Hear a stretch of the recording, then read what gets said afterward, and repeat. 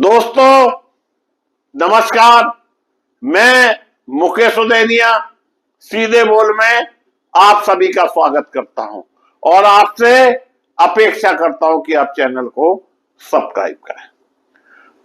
दोस्तों, देश के उपराष्ट्रपति जगदीप धनखड़ का इस्तीफा कई दिन पहले हो गया था और यह पद देश में खाली चल रहा था, जिसको लेकर अब चुनाव होना है। उपराष्ट्रपति चुनाव की सजी बिसात और राधा कृष्णन बनाम रेड्डी, कौन किस पर भारी। सबसे महत्वपूर्ण बात कि यह इस बार दोनों उम्मीदवार दक्षिण भारत से।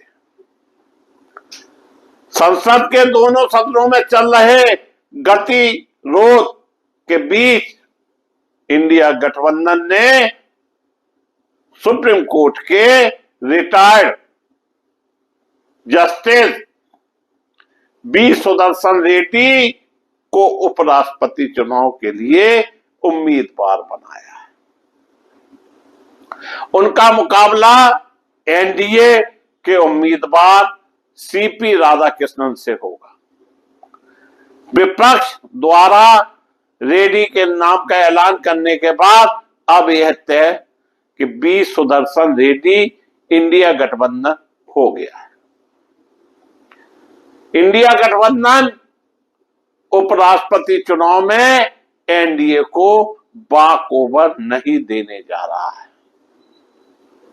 इस ऐलान के बाद अब उपराष्ट्रपति चुनाव काफी रोचक हो गया है। इंडिया गठबंधन ने जीत के लिए चाहिए 3 से 91 वोट।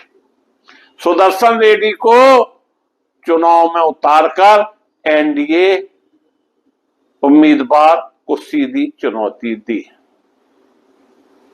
अब देखना दिलचस्प होगा कि दोनों की गठबंधन के अलावा कई दूसरे दल जो कि वर्तमान में सीपी राधाकृष्णन, एनडीए गठबंधन, एनडीए और इंडिया गठबंधन में शामिल नहीं है, उपराष्ट्रपति चुनाव में किसका साथ देते हैं। जहां 79 साल के रेड्डी गुवाहाटी हाईकोर्ट के चीफ जस्टिस और गोवा के पहले लोक आयुक्त रह चुके हैं, वे आंध्र प्रदेश के निवासी हैं।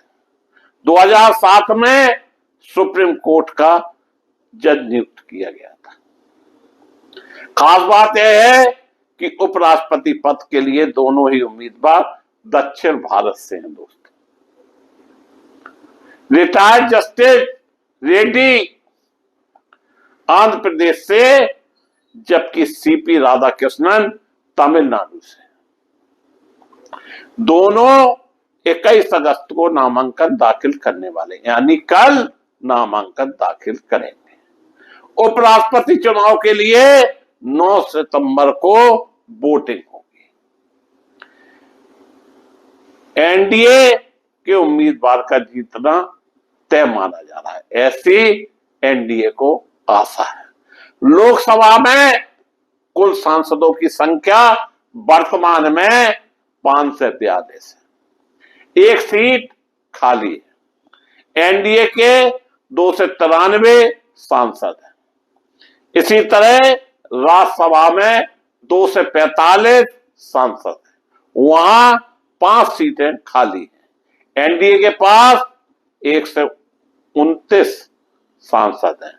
यह मानकर कि उपराष्ट्रपति के लिए नामांकित सदस्य भी एनडीए उम्मीदवार के पक्ष में मतदान करने वाले हैं। इस तरह से सत्तारूढ़ गठबंधन को कुल 4 से 22 सदस्यों का समर्थन प्राप्त है। बहुमत के लिए 3 से 91 सांसदों के समर्थन की जरूरत है। अगस्त 2022 में एनडीए उम्मीदवार जगदीश धनखड़ को 5 से 28 वोट मिले थे। वहीं विपक्षी उम्मीदवार मार्केट अलवा को सिर्फ 1 से 82 वोट मिले थे। तब 56 सांसदों ने वोट नहीं डाला था। उसी दिन काउंटिंग भी की जाएगी।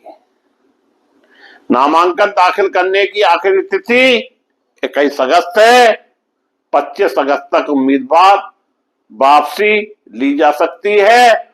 उपराष्ट्रपति का चुनाव जगदीश धनखड़ के 21 जुलाई की रात अचानक इस्तीफा देने की वजह से हो रहा है।